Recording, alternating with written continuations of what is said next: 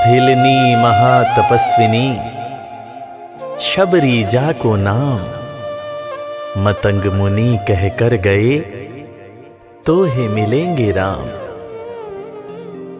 सोने की चिड़िया मां भारती और सत्य सनातन धर्म के सबसे आदर्श पुरुष मर्यादा पुरुषोत्तम भगवान राम, जो वर्षों की तपस्या के बाद ऋषि मुनियों को भी नहीं मिलते, मगर एक भीलनी शबरी के घर स्वयं चल के आके न सिर्फ दर्शन देते हैं बल्कि उस भीलनी के जूठे बेर भी खाते हैं।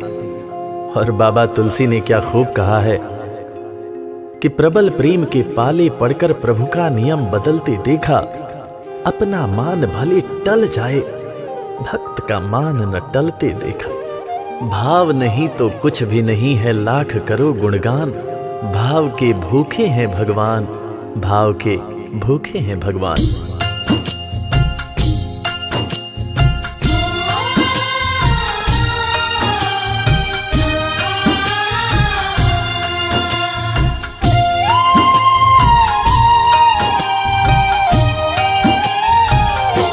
भाव के भूखे हैं भगवान, भाव के भूखे हैं भगवान, भाव के भूखे हैं भगवान, भाव के भूखे हैं भगवान। भाव नहीं तो कुछ भी नहीं है, भाव नहीं तो कुछ भी नहीं है, लाख करो गुणगान। भाव के भूखे हैं भगवान, भाव के भूखे हैं भगवान। भाव के भूखे हैं भगवान, भाव के भूखे हैं भगवान।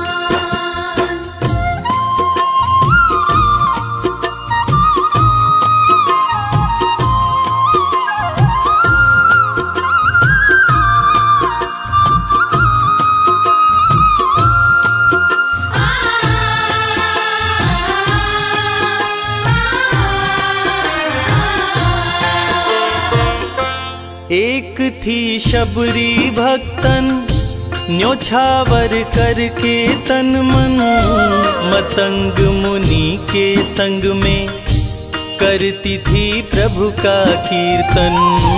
मतंग मुनि के संग में करती थी प्रभु का कीर्तन। बागों से चुन चुन लाती, प्रभु को फूल चढ़ाती, गंगा के पावन जल से रोज स्नान कराती। गंगा के पावन जल से रोज स्नान कराती।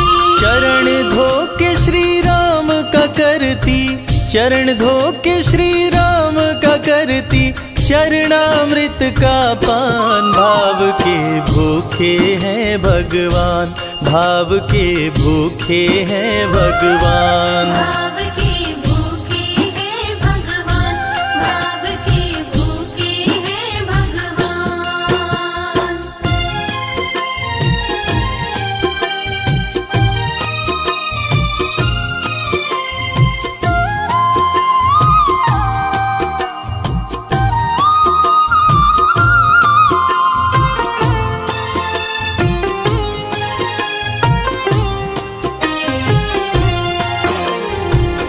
धैर्य एक ऐसा प्रसाद है जो इंसान को महान बना देता है।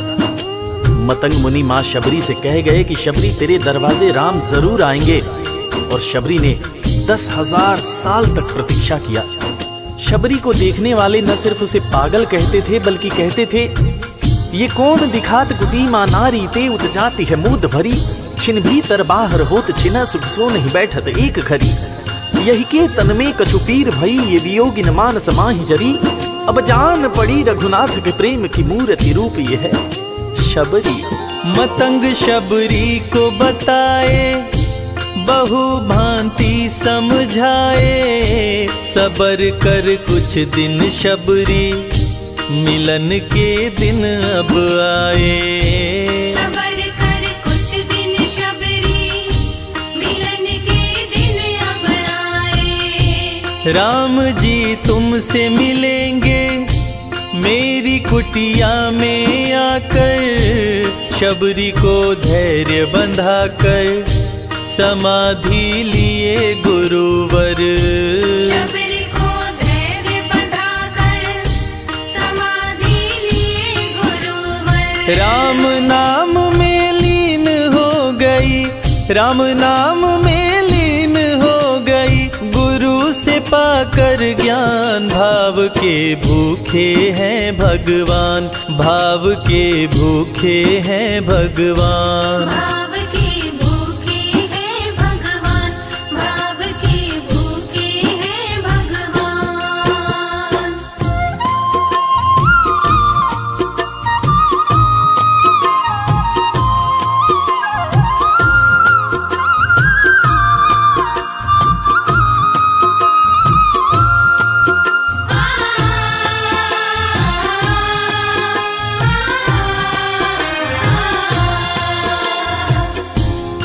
मां शबरी के गुरु महामुनि मतंग जब अपने नश्वर शरीर का त्याग कर रहे थे, तब मां शबरी ने उनसे पूछा, हे गुरुवर, मुझे मेरे राम कहाँ मिलेंगे? इस पर महामुनि मतंग ने शबरी को जवाब दिया कि शबरी, अरे दुनिया राम को ढूंढती है, मगर तू तो ऐसी खुशनसीब है कि तेरे दरवाजे राम स्वयं चलकर आएंगे।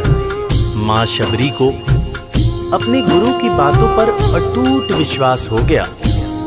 मां शबरी हर रोज राहों पर फूल बिछाती थी, चुन चुन कर मीठे बेर चख चख कर इकट्ठा करती थी, ताकि मेरे प्रभु श्री राम जब आएंगे तो बड़े प्यार से इसका भोग लगाएंगे। राहों पर फूल भी बड़ी सावधानी से शबरी मां बिछाती थी। शबरी मां सोचती थी कि मेरे गुरुवर कह के गए हैं कि मेरे घर मेरे राम जरूर आएंगे।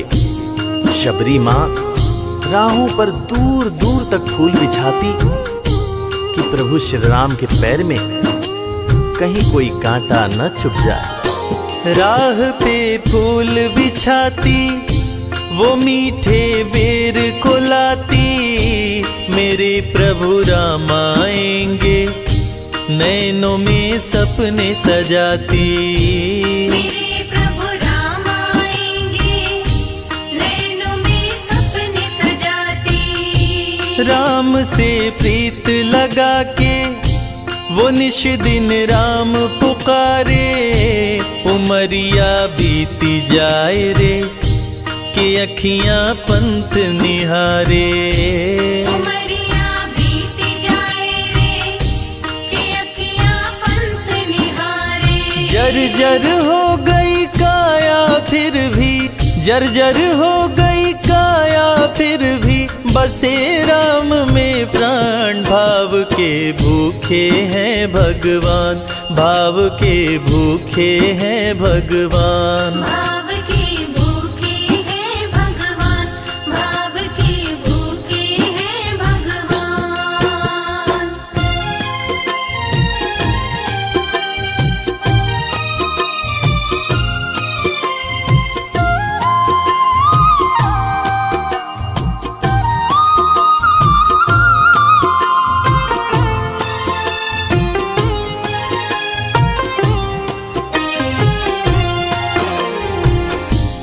समय समय के साथ बीतता गया। मां शबरी अब बूढ़ी हो गई।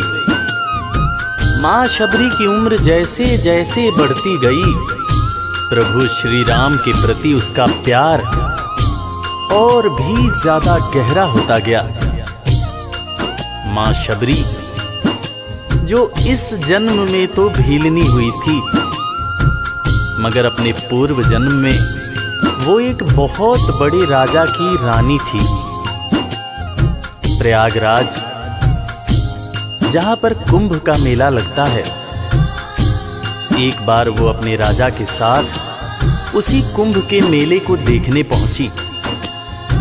अपने पूर्व जन्म में भी मां शबरी को प्रभु श्री राम से उतना ही ज्यादा प्यार था।